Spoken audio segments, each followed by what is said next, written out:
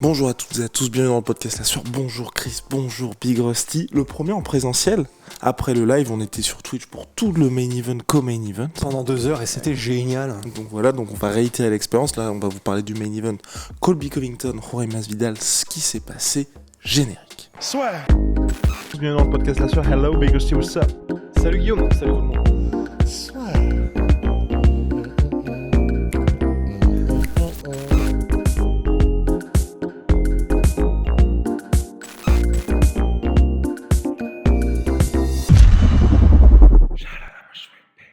Mes petits mots, avant de commencer, Chris est un géant. Ouais, ne vous laissez pas avoir par les effets de perspective, il est géant en fait, on s'y attend pas quand on le voit. Mais Non, il fait 1m95. Et puis, ouais, il mange bien le monsieur aussi. Hein, donc non, très très solide, bien. On va parler de ce qui nous intéresse vraiment, à savoir Colby Covington, Jorge Masvidal, messieurs. On l'attendait, duel fratricide, hein, comme présenté par certains médias. Donc anciens partenaires d'entraînement, amis, devenus féroces rivaux. Ils se sont affrontés et globalement, hein, on a eu un combat à sens unique avec une belle victoire de Colby Covington qui a fait du Colby Covington, hormis ce knockdown au 4e round. Il a déroulé, Chris. Oui, c'est un peu le combat auquel on pouvait s'attendre, entre guillemets. Je pense que quand on regardait les codes de Paris, c'était ce combat-là qui était indiqué par celle-ci. Et il n'y a rien eu vraiment d'extrêmement surprenant, à part ce flash knockdown dans le 4e round. Tout le reste a été logique. Donc on a eu un Colby qui a mis du temps à imposer son volume. On pouvait un peu s'y attendre, peut-être par peur de se faire contrer trop rapidement. Et puis une fois qu'il était dans le combat, il a imposé son volume debout. Et comme on avait dit en preview, ça ressemblait un peu au combat contre Robbie Lawler, où d'abord beaucoup de lutte, et puis dès qu'il voyait qu'il y avait moins de danger debout, un peu de striking. Et il a mal lu ça parce qu'il a fait quand même du danger dans le 4e round. Mais après, c'est vrai que en fait, comme on se le disait, Perso, je suis même pas sûr que ce soit véritablement Masvidal qui ait brillé par un éclair de génie debout, plus que Colby qui commençait vraiment à être tellement à l'aise et à voir que tout passait grosso modo, qu'il a effectivement peut-être été un petit peu moins prudent dans un de ses enchaînements, et du coup il a pris une knockdown. Mais parce que, alors je crois qu'on était tous à peu près d'accord pour dire que de manière générale, en fait ce qui était très décevant, c'est simplement que dès le début du combat, il était très précautionneux, Masvidal, que ce soit parce qu'il savait qu'il n'avait pas le cardio, qu'il n'avait pas la caisse, ou quelle qu'en soit la raison, il n'y a aucun moment où on a l'impression que Masvidal s'est vraiment donné toutes les chances de terminer Colby Covington, ce qui fait qu'en fait, pendant tout le combat, on a eu un Masvidal qui n'ose pas trop s'engager, donc qui inévitablement se fait bouffer en lutte, et à aucun moment, finalement, vraiment, on a eu l'impression que Masvidal avait une chance de véritablement faire quoi que ce soit, et c'est ça le plus frustrant, quoi. On n'a pas vu, il s'est pas donné de la chance d'eux, quoi. C'est toi qui disais hors antenne, Jorge Masvidal est le recordman des split decisions perdus, Ouais. et typiquement c'est pour ça. Parce que ça lui arrive trop souvent dans les combats d'être passif, d'attendre son opportunité, mais pas de la créer. Et donc là, clairement, il a attendu son opportunité qui est venue qu'une seule fois. Comme tu dis, Colby qui prend trop fin en se disant je suis à l'aise, je peux imposer mon jeu, et il pense plus défensivement, et donc ça laisse une opportunité à Jorge Masvidal, mais s'il capitalise pas dessus, le combat lui file entre les doigts, et c'est ce qui s'est ouais, Mais c'est vrai que par contre, pour Colby, c'est impressionnant effectivement, parce que lui, en fait, alors au début du combat, voilà, on était en mode ah d'accord, il revient avec un petit peu ses blitz debout, il fait des shifts, il fait des attaques un peu éclairs, etc.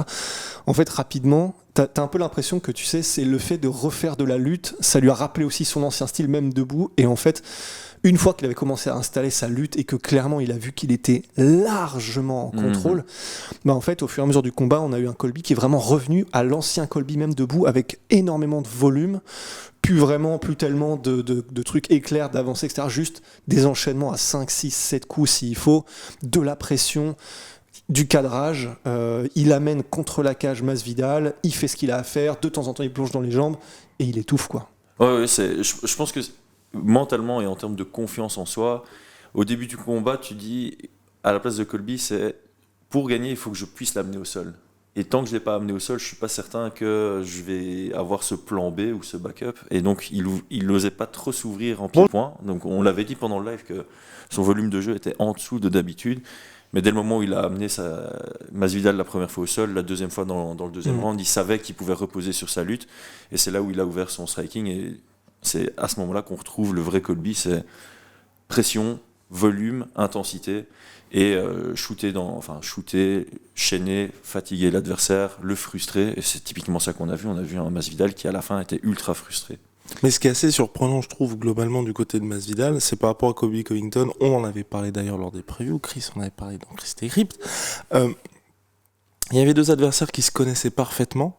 Sauf que là, c'est vraiment Covington qui a tiré profit de tout ça. Alors que pour le coup, Masvidal, on a eu l'impression qu'à aucun moment, toutes ces sessions d'entraînement ensemble, il y avait un élément qu'il a pu utiliser en sa faveur dans ce combat-là. Donc peut-être qu'il était aussi paralysé par ce qu'il a vécu lors des sessions et sparring avec Covington. Et puis c'est vrai qu'en plus, ce qui était un peu frustrant, c'est que on savait, enfin tout le monde savait qu'il venait pour une chose, Colby probablement, c'était utiliser sa lutte. Masvidal devait le savoir mieux que personne au monde, puisque c'est lui qui a dû donc probablement subir énormément des sessions de sparring. Et il l'avait même dit en conférence de presse, ou à quoi vous attendez-vous, il va passer son temps à lutter. Donc, voilà, oui. Donc il le savait, tout le monde le savait, et pourtant, c'est pour ça qu'en fait c'était un peu frustrant à la fin du combat d'entendre Masvidal dire j'étais pas trop là sur la lutte, j'étais pas là où je voulais. Enfin, vraiment, littéralement, c'est le truc sur lequel tu devais être prêt. C'est-à-dire qu'il n'y avait pas de surprise. Et c'est pour ça que moi, ça me frustre un peu, c'est de me dire, si là, il n'était pas prêt en sachant exactement ce qu'allait amener Colby et en sachant comment ça se passerait, parce que même s'il a probablement évolué, le type de lutte de Colby, Masvidal le connaissait par cœur. Donc s'il a été pas surpris, mais qu'il a pris grosso modo ce qu'il prenait d'habitude, ça veut dire que soit il n'a pas fait d'adaptation, soit il n'est pas venu avec quelque chose pour contrer ça. Donc en fait, j'ai du mal à comprendre en fait ce qu'il avait en tête en arrivant, quoi. Soit Colby était juste trop fort. Ça peut... Quand tu t'attends à ce que l'autre fasse ça et qu'il arrive quand même, c'est peut-être que Colby a encore monté d'un niveau, d'un cran, et qu'il a juste une lutte qui est... Oui, je vais pas dire incomparable, mais parmi les meilleurs à l'UFC, c'est clair et net. Et là, donc, Masvidal, 3 défaites consécutives, mais bon, j'ai presque envie de dire pas d'inquiétude non plus, parce qu'il est classé 6ème. Ces 3 défaites, c'est 2 contre le champion Kamaru Usman, et là, 1 contre le numéro 1, Colby Covington, qui est clairement, enfin, de ce que beaucoup disent et par rapport à son style, s'il n'y avait pas de Kamaru Usman, ce serait lui le champion. Donc je sais pas si c'est si inquiétant que ça non plus pour Masvidal. C'est vrai que vu comme ça, c'est pas des défaites. C'est pas honteux. C'est pas honteux. C'est ça le mot que je cherchais. Maintenant, il peut pas être sur 4 défaites d'affilée. Son nom est trop gros que pour le faire combattre pour une 5e fois quand il a 4 défaites d'affilée. Donc son prochain, il doit absolument le gagner. Mais même là, le main event, c'est compliqué. Et même là, le seul main event qui est possible, on en a parlé, c'est Ned Diaz. S'il prend Ned Diaz pour la revanche BMF, c'est un main event. Mais parce que c'est vrai qu'en fait, là, ce qui est un peu dur, c'est que les 3 derniers combats de Masvidal, il s'est fait masterclasser, mais parce qu'il arrivait à 7 jours contre Usman. Il se prend un KO contre Usman. Là, il prend une décision, il se fait rincer par Colby Covington. En fait, le problème, c'est que maintenant, on arrive à un point où, pour en tout cas les fans hardcore qui auront vu tous ces combats-là, je sais même plus si j'ai envie, entre guillemets, de le voir dans la course au titre, parce que vraisemblablement, il n'y arrivera jamais. Il est pas là, quoi. Il est juste, il n'apporte pas de choses qui font que tu te dis, j'ai envie de revoir contre Covington, il était à ça, il avait des trucs intéressants. Il se fait vraiment, pour le coup, rouler dessus. Donc en fait, moi, je suis juste frustré par Masvidal maintenant. C'est-à-dire que je serais content pour lui, s'il arrive à avoir des gros combats contre Ned Diaz ou quoi. Mais maintenant, c'est pas que je ne suis plus intéressé par Masvidal, parce que forcément, je suis intéressé. Ce sont de trop grosses promesses aussi durant les avant-combats. C'est ça. Et du coup, maintenant, je suis en mode, tant mieux, du coup, s'il a des combats intéressants contre Ned Diaz ou quoi. Mais effectivement, j'ai presque envie dans ma tête de le mettre un petit peu de côté, parce que juste, ça n'a pas délivré, quoi. Enfin, je sais que c'est un peu dur, mais je le revois pas dans la course au titre, donc je vois pas trop quoi faire. Pourquoi tout le monde se retourne vers Julien? Oui, d'ailleurs, Julien est là, il aura son micro la prochaine fois. Ça va relever le niveau du sex appeal du podcast La Sueur, donc voilà, vous êtes prévenus. Alors, au global, donc, Roy Masvidal, oui, je sais pas pourquoi tout le monde sait. Oui, parce que Julien est un grand supporter de Masvidal, donc il est complètement abattu. Il était venu pour le chaos de Masvidal contre Kamaru Usman, c'était très très difficile, et là, une nouvelle fois, il a pris le chaos Oh là là, oui. Il a pris le chaos de Covington, donc très compliqué. Pour Masvidal, on ne sait pas où on va aller, mais pour Covington, lui, il le sait. Dustin Poirier chez les welterweight. Je dis oui. Même si c'est vrai que là, pour le coup, je pense que pour beaucoup de fans, ce serait déchirant, potentiellement. Ouais, on n'a plus envie de voir Dustin perdre. On en parlait dans la preview qu'on pense qu'il est sur la pente descendante et s'il prend le combat contre Covington en montant chez les welter et qu'il le perd, encore une fois, comme il se retrouverait comme Masvidal dans une situation où la course pour le titre n'est plus là, mais il a un gros nom. On peut pas faire Poirier contre Masvidal, hein, ils sont potes. Mais Après, ça veut rien dire, hein, on l'a vu. Mais, Oui, rappelons que Masvidal a dit qu'il vendrait sa propre mère, je crois, ou qu'il combattrait sa propre mère pour du bif, un truc comme ça. Ah ouais. Ouais.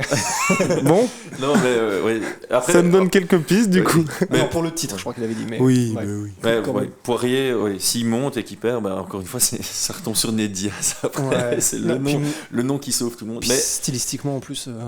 pour Masvidal, par contre, en money fight, il reste Connor Connor, mais bon, là, mais Leon Edwards, s'il perd Oui. contre Ousmane, t'as toujours Money fight. Oui, c'est vrai. ils avec peuvent le vendre. backstage, C'est avec vrai. le combat backstage en Angleterre. Ça fait un beau co-main event d'un pay-per-view numéroté. Ouais. Ouais. Ouais, parce que ça. Et surtout, c'est un combat où, pour le coup, moi je trouve que ce serait intéressant. Et il aurait dû prendre ce combat contre Leon Edwards Mais parce oui. que ça fait plus. Enfin, le problème, c'est qu'aussi stylistiquement, là, il est sur des adversaires où il peut tout simplement pas s'exprimer, Masvidal. Bah ouais. Alors, contre Leon Edwards, il aurait peut-être perdu, mais je pense qu'il y aurait plus d'occasions Mais c'est sûr. potentielles pour lui de montrer ce qu'il peut faire. Là, on est sur des combats où c'est vrai que les gens qui découvrent Masvidal après toutes ces promesses, tous les trailers de l'UFC où vous vous attendez à la machine à KO qui sèche tout le monde. Ah d'accord, c'est ça en fait Masvidal. Mais c'est ça qui est délicat, c'est qu'il y a beaucoup de gens qui ont dû découvrir Masvidal parce que tous leurs potes leur disaient mec, ce gars-là, la Masvidal, il vient de faire un truc incroyable contre Ned Diaz. Et tous ces gens qui ont été ramenés par le fait qu'il a créé une hype autour de lui-même, bah, ils l'ont découvert sur les 3 derniers combats et donc c'est terrible. C'est vrai que c'est chaud. Mais juste moi, par rapport à Dustin Poirier, je suis pas chaud du tout. Hein, parce que je vois mal ne pas faire un bis repetita de ce qu'on vient de voir, quoi. Il est en une catégorie au-dessus. C'est ce qu'il fait de mieux, Colby Covington, que en gros de grosso modo faire du coup de la lutte en enchaînement et de noyer les gars. Je vois mal Dustin réussir à faire beaucoup mieux que Masvidal, même si c'est pas le même style, on est d'accord, mais je veux dire de résister à ces attaques constantes en lutte en enchaînement, de pression, etc. contre Colby. Et Je crois que debout, il serait plus proactif que Masvidal ne l'a été. ouais. Mais en termes de lutte défensive, je pense qu'il se ferait aussi étouffer. Clairement. Ouais, puis je sais pas s'il a ce qu'il faut pour. Il fera peut-être plus mal parce qu'il est effectivement plus dans. Il est effectivement plus dans le volume un peu plus et il sera pas effectivement comme Masvidal dans le côté je vais garder ce que je peux pour quelques attaques éclairs. Mais au Dustin, il n'y a pas de problème, même au 5e, même s'il s'est fait lutter jusqu'à la moelle. Jusqu'à la moelle. Ouais, voilà, par Colby. Dans le 5e, il aura quand même suffisamment de jus parce que c'est un type différent, mais je pense pas qu'il ait de quoi mettre KO Covington. Du coup, il pourra peut-être lui faire un petit peu mal, mais je le vois mal arrêter la marée, quoi. Donc, je suis pas chaud. Ouais. Seul l'avenir nous le dira. En tout cas, messieurs, on a terminé pour le récap du main event. Shout out à my sweet pea. Moins de 30% sur tout MyProtein avec le code la sueur. Venom, sponsor de l'UFC, sponsor de la sueur. Et puis, vous le savez, nos superbes savons Onai sont toujours disponibles, bien évidemment, onai.fr avec le pack du BMF, les 6 savons. Donc, n'hésitez pas, faites-vous plaisir ou faites plaisir À quelqu'un. à quelqu'un. Oui, Quelqu'un. allez, à très vite.